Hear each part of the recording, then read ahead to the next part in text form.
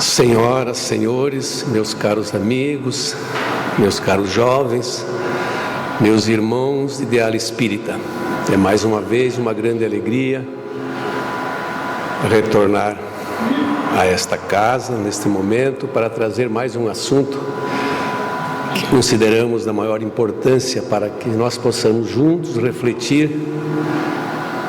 Esse assunto nós consideramos como talvez um dos mais importantes de toda a nossa doutrina, que é a reencarnação. Sem a reencarnação, nós não teríamos como explicar quase nada a respeito da nossa doutrina. Nós queremos pedir a Deus que permita que nós tenhamos o auxílio dos amigos espirituais, para que possamos transmitir a nossa mensagem de uma maneira clara, simples, mas que seja entendível por todos. Nós poderíamos, meus amigos, dar diversos enfoques sobre reencarnação. Nós poderíamos, por exemplo, falar da história da reencarnação, ou a reencarnação na história. E nós iríamos voltar a mais de 5.000 anos na história e iríamos ver lá no livro dos Vedas, dos hindus, que dizia: da mesma forma que nos desfazemos de uma roupa usada para pegar uma roupa nova, assim também a alma se descarta de um corpo usado para se revestir de novos corpos. Ou ainda, em outra passagem, no mesmo livro, diz: eis-me aqui revestido de um novo corpo. Poderíamos ir a Pitágoras, na Grécia Antiga, onde ele transmitia a ideia da reencarnação, que aprendeu no Egito e na Índia, na sua iniciação. Platão também dizia que é certo que os vivos nascem dos mortos e que as almas dos mortos renascem ainda. A escola neoplatônica de Alexandria também dizia, ensinava a reencarnação. Plotino assegurava que a existência sucessiva das almas é importante para que podemos falar da providência de Deus e da sua justiça. Entre os romanos, Virgílio falava abertamente sobre a reencarnação. O próprio Júlio César, no seu livro Guerra de Gales, falava dos gauleses e dizia daquele povo que eles têm uma crença que busca estabelecer que as almas não perecem de forma nenhuma e que após a morte elas passam de um corpo para outro.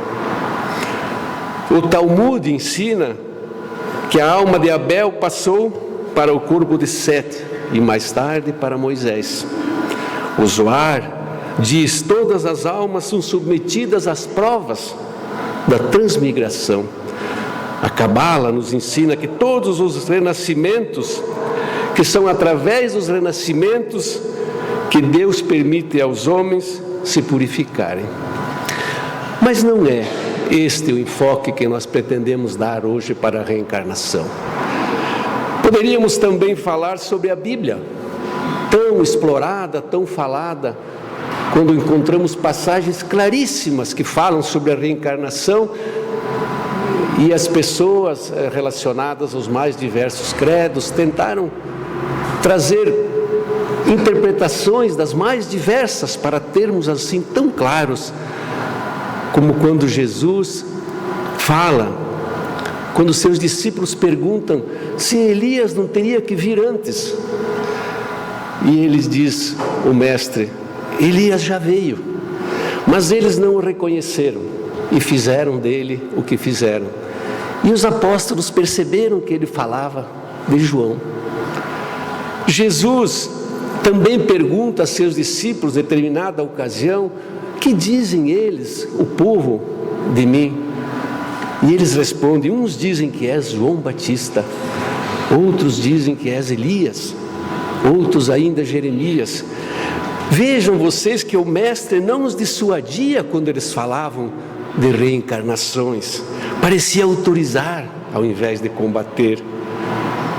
E quando falamos do cego de nascença, que perguntam ao mestre se ele pagava pelos pecados dos pais, ou se ele havia pecado antes de nascer. Vejam bem, como alguém pode pecar antes do nascimento? Somente através de uma outra existência.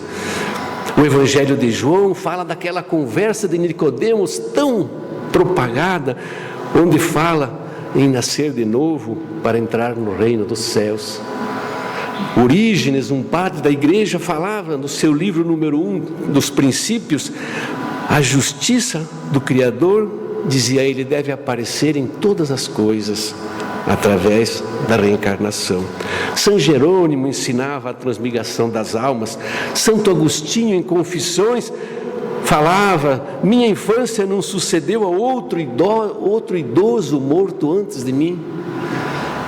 O cardeal Nicolas de Cusa falava abertamente no Vaticano sobre a pluralidade das existências, das almas e dos mundos habitados. Mas na Idade Média tudo silenciou, porque foi severamente proscrita pela Igreja, condenada a ideia da reencarnação. Mas também poderíamos falar da reencarnação na filosofia, e vamos encontrar passagens maravilhosas onde nos diz que tudo tem seu apogeu e seu declínio. É natural que assim seja.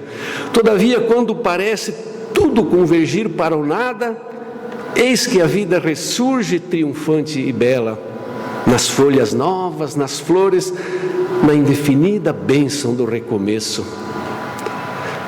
Sem a ideia da reencarnação, dizia outro pensador, sinceramente, com todo o respeito às demais crenças, eu não vejo explicação sensata, inclusive para a existência de Deus. A Europa, segundo Schopenhauer, é aquela parte do mundo perseguida pela incrível ilusão de que o homem foi criado do nada e que sua existência atual é a sua primeira entrada na vida. Ou então, Goethe, que dizia que a alma do homem, e não era espírita ele, é como a água, do céu vem, para o céu sobe, para de novo descer à terra em mudança eterna.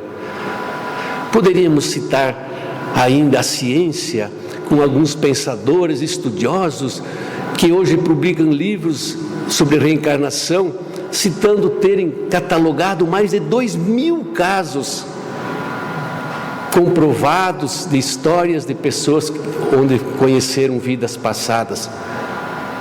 Temos impressionantes médicos, estudiosos, psicólogos, psiquiatras estudando nessa área.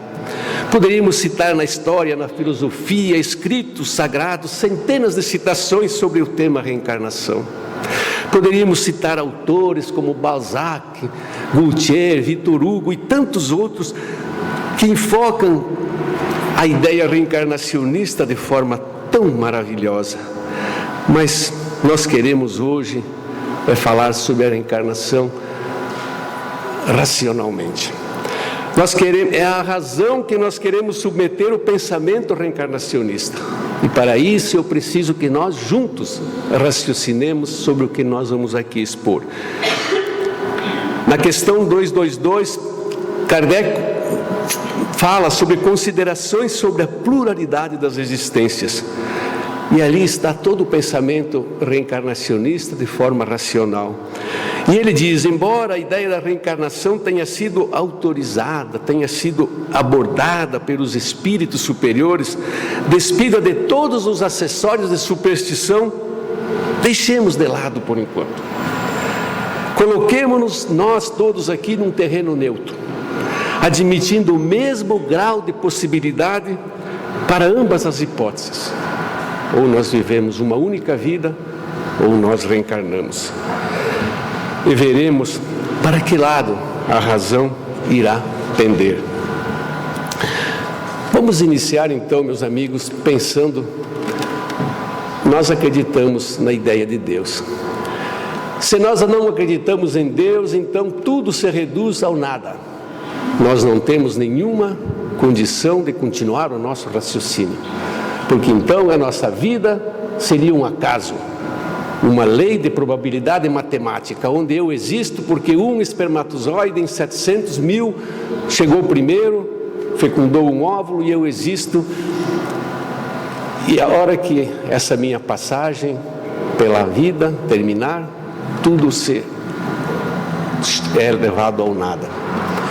Esse pensamento nos atemoriza, porque nós pensamos principalmente nos afetos, nos amores, nas pessoas com quem nós desenvolvemos grande afetividade em nossa vida. Por que isso? Para o nada? Para terminar numa vida de 50, 70 ou que seja 100 anos e depois não sobrar absolutamente nada desses amores, desses afetos que nós construímos ao longo da vida? Então nós não entendemos essa possibilidade e não a aceitamos de forma nenhuma. E como cristãos nós temos certeza absoluta da existência de Deus. Está lá no Livro dos Espíritos, na questão número 1, quando Kardec pergunta aos benfeitores do mundo maior: que é Deus? Para tirar o personalismo. Não é quem é Deus, é que é Deus. E os Espíritos respondem: Deus, numa resposta maravilhosa, a síntese perfeita. Deus é a inteligência suprema, causa primeira de todas as coisas. Inteligência suprema, imaterial, algo que está imanente, que está em todos os lugares. Deus inteligência, Deus Espírito. E aí nós vamos entender, logo em seguida, ele pergunta se nós temos alguma prova da existência de Deus, e os Espíritos dizem, num axioma que usais em vossas ciências, não existe um efeito sem uma causa. Olhai para o universo e veja se isso é obra do homem. É o efeito. Se o efeito é inteligente, a causa tem que ser mais inteligente. E o universo é maravilhoso. Basta que olhemos para ele e nos debrucemos sobre a sua beleza. Quando nós vamos entendendo que hoje a ciência procura inutilmente os limites do universo. E se fala em milhões de anos-luz, em bilhões de galáxias, absolutamente infinito esse universo. Que obra fantástica poderia ser feita? Tem que ter uma causa, e esta causa nós a entendemos como Deus. Mas aí tem uma pergunta interessante que nos leva a raciocinar um pouco. Kardec pergunta se nós podemos entender a essência íntima de Deus. E os Espíritos respondem não, porque nos falta ainda o pensamento, nos falta ainda a forma de entender isso, porque ainda somos muito atrasados no nosso pensamento e nós só poderemos encontrar isso através da nossa evolução, entender a essência íntima de Deus. Mas se nós não entendemos a sua essência íntima, nós podemos entender os seus atributos, sem os quais ele não seria Deus. E nós vamos encontrar nesses atributos que Deus é imaterial, como falamos. Deus é eterno, é imutável. Deus é único. Deus é onipotente. E principalmente, Deus é soberanamente bom e justo. E todas as suas qualidades, todos os seus atributos têm que ser levados ao infinito. O infinito das perfeições, sem o qual ele não seria Deus. Porque poderia haver um que tivesse uma vírgula a mais, então este seria Deus. Todos os atributos da divindade são elevados ao infinito. Se todos são levados ao infinito, então, este que nós vamos nos ater aqui, que Deus é soberanamente bom e justo, sua justiça também terá que ser infinita. Mas se a sua justiça então é infinita, eu pergunto, como nós podemos explicar as diferenças nossas, de todos nós, ao nascermos? Por que nós nascemos todos de forma tão diferente? Por que nós nascemos em lares absolutamente diversos? Por que nós podemos até citar um exemplo, que às vezes, para que levemos isso ao exagero, nós falamos que quando nasceu o príncipe Jorge da Inglaterra, o futuro rei da Inglaterra, com toda a pompa, com toda a riqueza, com toda a atenção, No mesmo dia, a notícia sai no Jornal Nacional, aquela última notícia, que é a única que não tem violência, que fala, no mesmo dia, em Salvador, na Bahia, uma criança é abandonada numa montanha de lixo, dentro de uma caixa de sapato. Aí eu pergunto, por que essas diferenças? Teria Deus preferências? Como explicar a sua soberana e infinita justiça quando nós olhamos ao nosso redor e vemos tanta diferença nas pessoas? Então, e depois, aí nós vivemos uma vida onde as circunstâncias nossas são totalmente diferentes. Nós falamos já esses dias, citando o exemplo de uma família de 10 pessoas, 10 filhos, como era no meu tempo, que as famílias eram numerosas, e nós pegamos essas 10 pessoas que têm uma mesma carga genética, que têm uma mesma educação, e nós vamos encontrá-las totalmente diferentes. Uma sai para um caminho, para uma cidade próxima, encontra oportunidades, forma uma faculdade, faz uma família maravilhosa, constrói um futuro,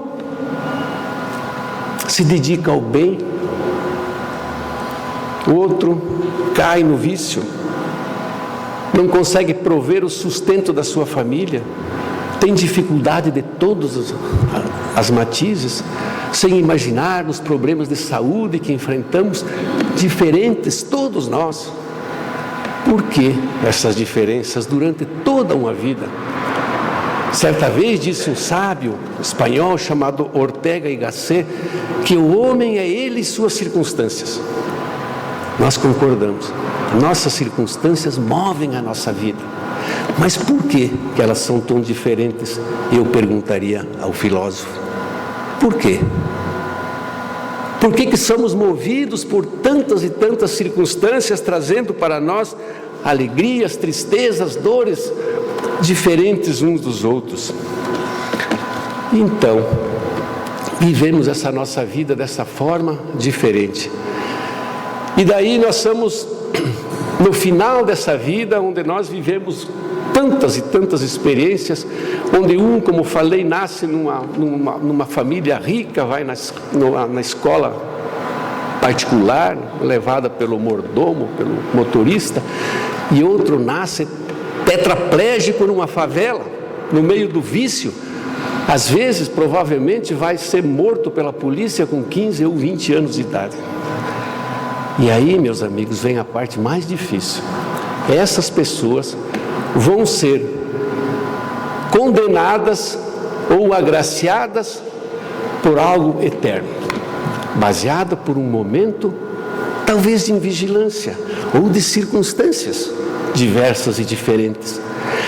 Aí nós vamos determinar para essas pessoas ou um céu, onde a pessoa vai estar lá em contemplação a Deus, numa atitude totalmente inútil para o resto da sua existência infinita. E aí nós vamos encontrar a maior de todas as aberrações que possivelmente nós ainda não nos damos conta quando pensamos na ideia do céu.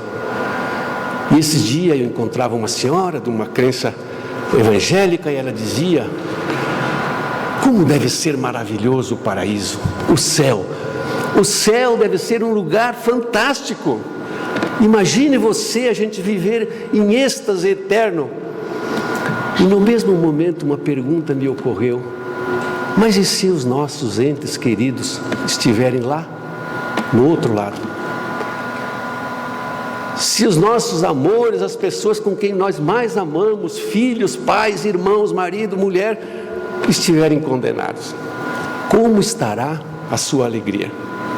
Como se sentirá, como você poderá sentir uma felicidade extrema, sabendo que lá haverá choros e ranger de dentes, e estarão queimando eternamente no fogo do inferno. Esses dias recebi uma mensagem, daquelas do celular, que dizia, contava uma historinha de uma mãe, que junto com o seu filho chegou diante do Criador para receber a sentença final. E o Criador disse para ela: a senhora foi uma pessoa muito boa, sofreu, criou uma família, mereceu o paraíso, e chamou o anjo para conduzi-la. Mas o seu filho, infelizmente, escolheu o caminho equivocado e chamou o responsável pelo outro lado para levá-lo.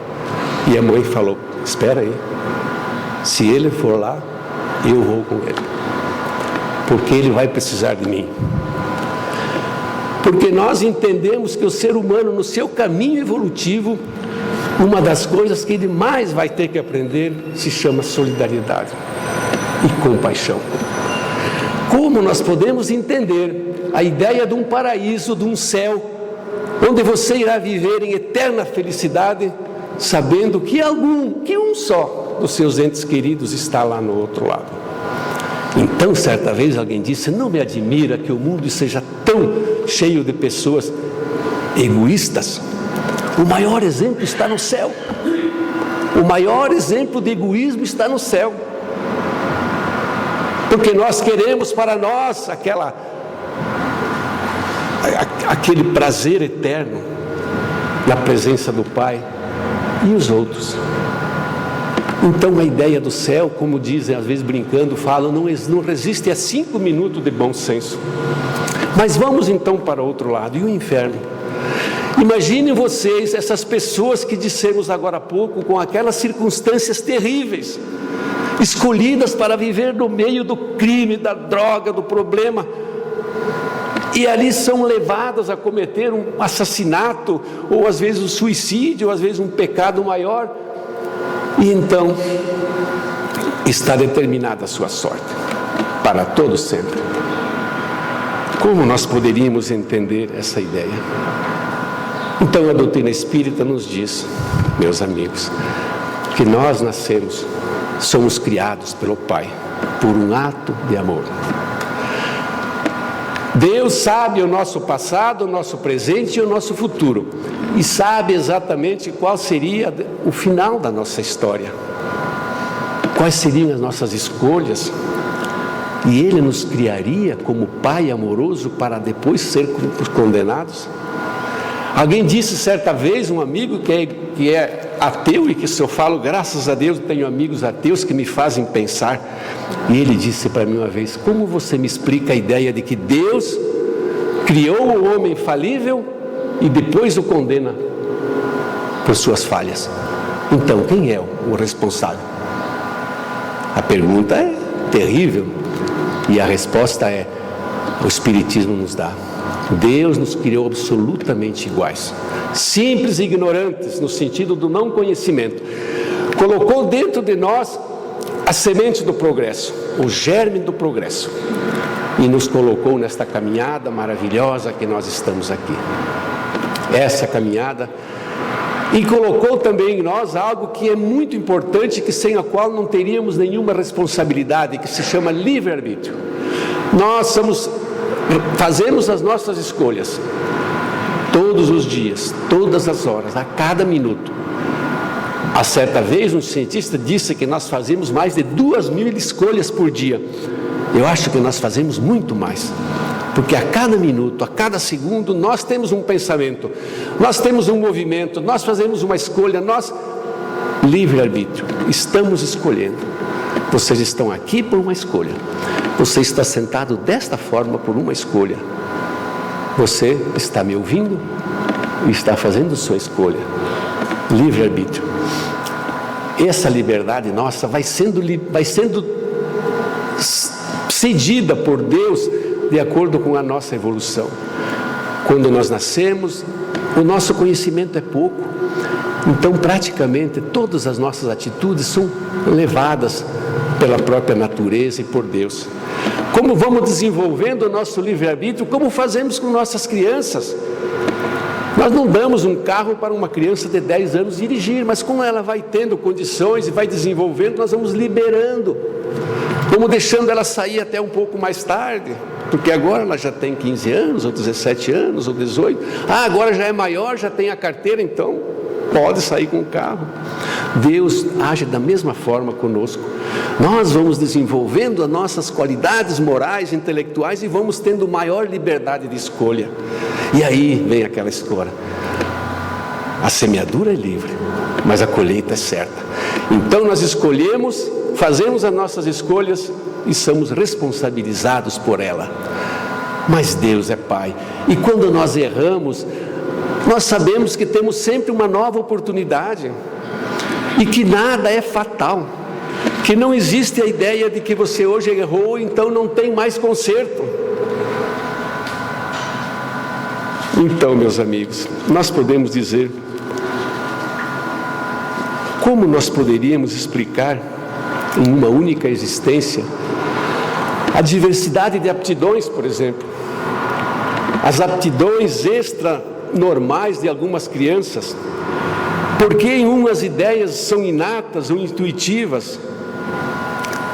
Por que para uns a tendência para vícios e outro para virtudes? Por que para uns desigualdades, um com a dignidade já na sua maneira e outro com a baixeza? Por que homens são mais adiantados que outros? Por que há selvagens e homens civilizados? Aptidões diferentes, circunstâncias diferentes, como já falamos. Como explicar a justiça de Deus em uma única encarnação? As almas são iguais ao nascerem ou são desiguais? Se elas são iguais, por que a diversidade de aptidões? E se elas são desiguais, por que a superioridade de alguns?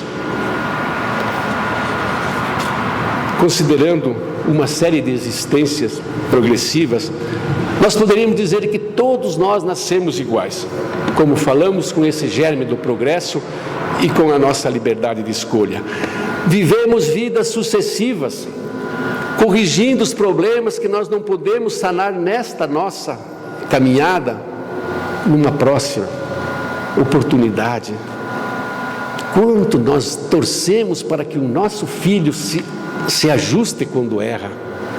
Nós queremos muito que ele volte para o caminho certo. Nós torcemos, ajudamos, damos oportunidade, oferecemos vantagens, trocas, para que ele volte, para que ele seja correto, para que ele ande no bem. Nós que somos defeituosos, problemáticos, imaginem Deus, o nosso Pai, quantas oportunidades nos dá, e nós vamos tendo as nossas conquistas. A ideia reencarnacionista, segundo a doutrina espírita, nos diz que nós não regredimos nunca. Nós cometemos os nossos erros, mas as nossas conquistas nós não perdemos nunca. E nós vamos passando dali para frente, como aquela criança ou aquele estudante que na terceira série reprova, ele não volta para a segunda. O que ele aprendeu até aí são conquistas, vai repetir a terceira até aprender. Assim também nós temos nossas conquistas que são nossas, inalienáveis e intransferíveis, e quando erramos, repetimos a nossa experiência até que a gente consiga entendê-la. Nós falamos, usando um exemplo, que nós falamos que como uma rocha que se desprende no alto da montanha, totalmente cheia de defeitos, pontiaguda, que fere, milhares de anos depois, aos milhares ou milhões de anos depois, essa pedra é encontrada lá na praia, totalmente lisa, sem nenhum problema. Assim a nossa alma, o nosso espírito, ao longo dessas sucessivas caminhadas existenciais, com essas nossas experiências, vamos construindo e vamos tirando as nossas imperfeições, vamos alisando a nossa alma, vamos tirando o nosso egoísmo, a nossa vaidade, o nosso orgulho, a nossa ira, tantas e tantos problemas que nós trazemos em nossa vida. Vamos nos livrando deles e vamos evoluindo. O que falar, meus amigos, para a mãe de um suicida, se nós pensamos numa vida única? Que esperança, ou que desesperança triste é esse pensamento. Mas o Espiritismo diz nada fatal. É um caso grave? Aquilo que se fala pecado, é um pecado, mas teremos todas as chances para que possamos corrigi-lo. E aí sim, as pessoas podem entender a bondade de Deus. E as crianças que morrem, na infância sem que pudessem ter feito bem ou mal. A reencarnação, meus amigos, usando a nossa liberdade, nos mostra que nós somos livres, que nós caminhamos na direção da nossa perfeição relativa e que todas as nossas conquistas devem ser levadas para o nosso futuro e para a nossa grandeza. Mas então, por que, se a reencarnação é tão clara na nossa vida, por que as religiões majoritárias ocidentais não aceitam? Procurei por diversas explicações, algumas até um pouco estranhas, que eu prefiro não. Fiquei apenas com uma que dizia que a reencarnação não é aceita pela religião dominante porque tira a ideia do Cristo ser o nosso Salvador. Vejam vocês, nos diz o seguinte, que o Cristo, com o seu sangue sagrado, veio para salvar a humanidade. E se nós somos os construtores do nosso próprio futuro, então tiraria essa ideia do Cristo como Salvador. Que engano! A doutrina nos diz que o Cristo é sim o Salvador da humanidade, mas pelo seu exemplo, pelas suas palavras, pelos seus ensinamentos, por tanta coisa maravilhosa que Ele deixou para nós em toda a sua caminhada, em sua história, e não por uma salvação gratuita dada indistintamente a todos. Alguém disse certa vez: nós nascemos marcados por um pecado original cometido por alguém que nós não conhecemos, por um antepassado longínquo que nós nem sabemos ao certo se existiu. Nascemos marcados pelo pecado e depois vem o Cristo com o seu sangue sagrado e nos salva. Aí a pessoa perguntou: mas o que é que eu estou fazendo aqui? Onde que está a minha responsabilidade? Se eu nasço marcado pelo pecado e depois sou salvo graciosamente pela bênção de Deus. As religiões, meus irmãos, estão sempre dizendo: não salvam ninguém. As religiões são apenas faróis que mostram o caminho certo a seguir. As religiões são isso, são escritos, ensinamentos históricos e atuais que mostram um comportamento que deve ser balizado na nossa vida. Mas a decisão de tomar esse caminho pertence a cada um de nós. Então não é a religião que salva, é a nossa escolha que nos salva, é o nosso futuro, é o nosso trabalho no bem, é a nossa construção. Na questão 166, Kardec pergunta: como pode a alma que não alcançou a perfeição durante a vida corpórea acabar de depurar-se? E os espíritos respondem: sofrendo a prova de uma nova existência. Em seguida, na 167, Kardec pergunta: qual o fim objetivo da reencarnação? E eles respondem, os espíritos: expiação, melhoramento progressivo da humanidade. Sem isso, onde é justiça? Meus amigos, se nós considerarmos que hoje existem aproximadamente 7 bilhões de seres humanos, já passamos desse número, vivendo neste momento no planeta Terra. São 7 bilhões de histórias diferentes, que se desenrolam sob circunstâncias completamente diferentes. Será que todos os seres viventes possuem as mesmas oportunidades para chegar a uma vida de santidade? Muitas dessas pessoas jamais ouviram falar de Jesus. Tantas outras sequer acreditam em Deus. Povos indígenas, nômades, bárbaros, existem tamanha diversidade cultural em nosso mundo que seria um contrassenso acreditar que Deus permitisse que as suas criaturas fossem inseridas em meios tão diversos, com oportunidades tão diferentes, para após alguns anos pudessem ser julgadas sobre os mesmos parâmetros que os demais. Nascemos em desigualdade, vivemos em desigualdades e morremos em desigualdade. Como poderíamos ser tratados como iguais? Se vivêssemos somente uma vida, vindo depois o julgamento e a respectiva sentença definitiva e inapelável, o que aconteceria com a grande maioria dos que vivem hoje na terra, nós aqui? Não vamos nos enganar, estaríamos condenados, a maioria, para o inferno eterno. Não estaria de acordo com a equidade, nem segundo a bondade de Deus, castigar sempre aqueles que encontraram obstáculos em seu melhoramento, independentemente da sua vontade, no próprio meio em que foram colocadas. Se a sorte do homem fosse irrevogavelmente fixada após a sua morte, Deus não teria pesado as ações de todos na mesma balança e não teria tratado com imparcialidade. E as desigualdades de aptidões? Se houvesse somente uma única vida, consequentemente deveríamos admitir que a alma tenha sido criada na ocasião do nascimento ou da concepção, conforme dizem alguns. Por que não temos todos as mesmas capacidades intelectuais? Por que algumas pessoas possuem capacidades inatas para essa ou aquela ciência? Por que algumas crianças manifestam precocemente extraordinário talento para música, para artes, para outras coisas em geral? Por que algumas pessoas, mesmo sem educação formal, demonstram maior adiantamento que outros?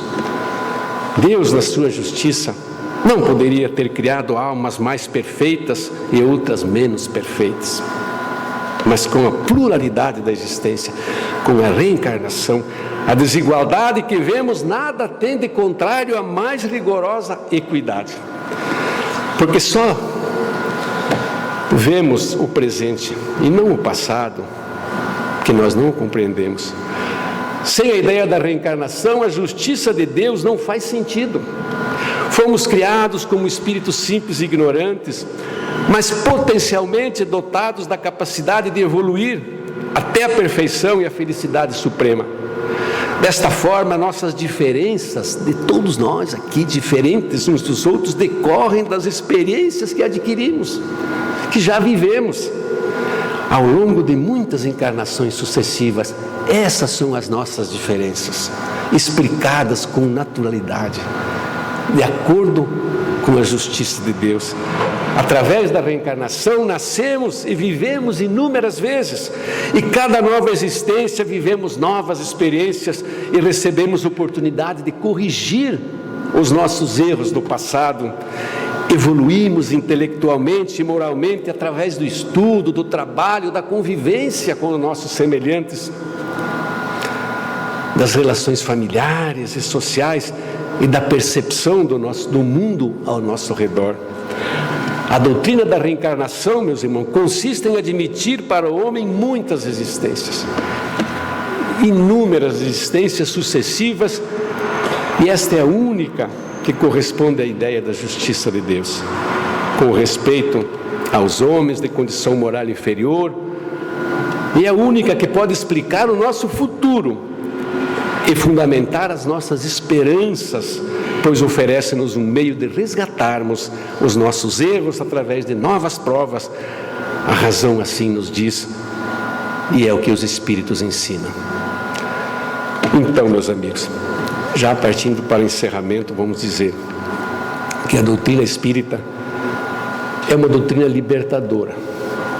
Primeiro, ela é libertadora porque ela nos livra, ou nos diz que nós não temos necessidades de intermediários, que o nosso canal de comunicação é direto com o Pai, que a nossa liberdade de escolha constrói o nosso futuro, constrói o nosso porvir. Ela é consoladora, a doutrina espírita, porque nos diz que nada é fatal. Vocês imaginem quando a gente, já sentimos isso tantas vezes, quando a perda nos bate à nossa porta, às vezes nos levando crianças, naquela inversão total de papéis, e nós perguntamos por quê? Por que temos que passar por isso? A doutrina nos diz que quando nós, entre uma existência e outra, tirando a ideia de céu e inferno, nós passamos para o mundo espiritual, que é a nossa verdadeira pátria, e ali nós nos encontramos com todos os nossos entes queridos. A nossa família é numerosa, porque deve ser muito grande a nossa família espiritual, e ali nós recebemos a ajuda, porque nós vemos a felicidade dos espíritos superiores, e aí nós ansiamos por uma nova oportunidade de voltar. Às vezes eu brinco dizendo que nossas crianças, adolescentes, quando ficam revoltados, dizem: mas eu não pedi para nascer. A doutrina fala: não, você não pediu, você implorou para nascer. Porque nós precisamos estar aqui, porque esse é o mundo onde nós botamos à prova as nossas condições, a nossa evolução. É aqui que nós sofremos, é aqui que nós progredimos, é aqui que nós vamos lapidando, como já falamos anteriormente, as nossas deficiências. Então nós recebemos essa nova oportunidade pela bênção de Deus, e a sua graça ainda maior é que nós não lembremos do passado, porque senão iríamos tentar fazer justiça com as nossas próprias mãos. Se soubéssemos que um dos nossos filhos, um dos nossos irmãos, numa vida passada tenha sido nosso algoz, ou tenha feito muito mal para a gente, agora está aí a oportunidade para resgatarmos. E vejam bem, a doutrina nos diz: os mais ferozes cobradores são os que vêm dentro da nossa casa, porque ali nós temos obrigação de nos ajustar. Se eu tenho uma deficiência qualquer com uma pessoa que eu apenas conheço, eu a deixo de lado, eu não vou atrás, não quero mais saber dela. Mas se é um filho meu, eu preciso me ajustar. Então Deus, na sua bondade, não permite que a gente conheça. Às vezes essa cortina se abre, deixa uma pequena abertura, e a gente sente. Se a gente prestar atenção, a gente sabe até o que a gente foi no passado. Leon Denis já fala isso. Se no momento de silêncio você pensar, você entrar no seu interior e você começar a ver as suas tendências, você vai começar a conhecer o que é que você já foi no passado. Qual é o caminho que você está vindo. Então nós voltamos e temos uma nova chance, e aí nós reconstruímos, e nós vamos amparando e vamos cometendo erros. Porque não? O nosso planeta aqui é um planeta de cometer erros, mundo de provas e expiações, e nós erramos muito. Mas tenhamos a consciência de que nós precisamos tomar os nossos erros como uma forma de, ao corrigi-los, progredir um pouco mais, exercer o auto-perdão, nos perdoarmos a nós mesmos, sabendo que vivemos num mundo em que a gente erra, e a partir daí estabelecer nossas novas conquistas. Então a doutrina é consoladora, sim, porque nada tem de fatal. Quando essa perda nos bate à porta, que eu falo que nós provavelmente escolhemos lá no mundo espiritual passar por essa prova terrível, e quando acontece nós falamos: mas por que comigo? Provavelmente você mesmo escolheu, porque você viu que suprindo aquela prova, o seu caminho avançaria muito, e você estaria mais próximo de uma felicidade maior, que é o ansejo de todos nós, que é o que nós buscamos em nossa vida. E a doutrina traz esperança. Sim, esperança, muita esperança, porque nós diz que nós temos um futuro para construir, e que usando essa nossa liberdade e essas oportunidades que o Pai, como Cristo chamava Deus de Pai, o Pai nos dará sempre uma nova oportunidade. Então, meus amigos, para encerrar, ainda teríamos muitas coisas para falar sobre a reencarnação, mas o tempo precisaria um seminário inteiro. Diante dessas colocações, eu gostaria de deixar para cada um de vocês que julgue, que veja o que é que faz sentido. Se nós vivendo uma experiência de 30, 50 ou 100 anos que seja, nós estabelecemos o nosso futuro e definimos a nossa história para sempre, para a eternidade. Sabe quanto tempo é a eternidade? É muito tempo. Para suportar um fogo eterno, um castigo que seria uma vingança, não tem explicação, um inferno, onde você iria queimar num fogo que não purifica, que não corrige, que não melhora. Isso é vingança. E Deus não é vingativo, Deus é Pai. Então, diante dessas colocações, nós dizemos, e as vidas sucessivas? Nós, responsáveis pelo nosso crescimento, fazendo nossas escolhas com a liberdade que Deus nos deu, esse livre-arbítrio que, como falamos, nem Ele nos tira, porque foi Ele que nos deu, e nós caminhamos e fazemos nossas escolhas, e somos responsabilizados por elas, e assim vamos construindo o nosso futuro.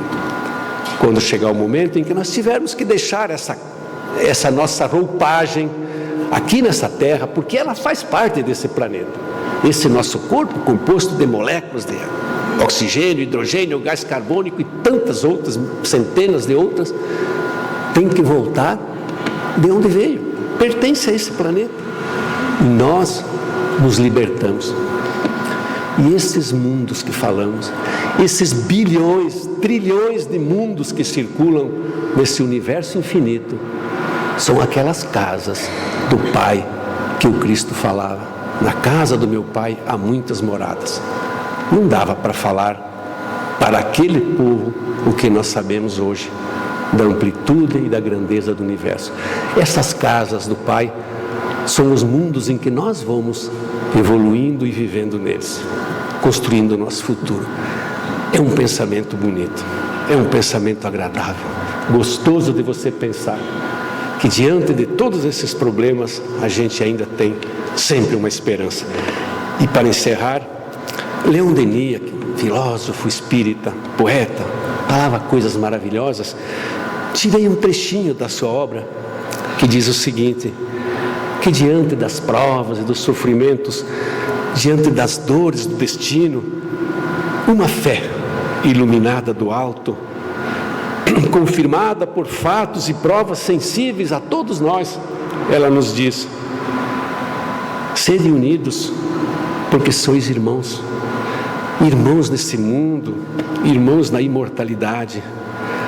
Trabalhai em comum para tornardes mais suaves as condições da vida social, mais fácil o desempenho de vossas tarefas futuras. Trabalhai para aumentar os tesouros do saber, da sabedoria, do poder, que são a herança da humanidade. E ele completa dizendo que a felicidade não está na luta, na vingança, mas na união dos corações e das vontades. Espero sinceramente que possamos juntos raciocinar e concluir. Muita paz a todos e muito obrigado pela atenção de vocês.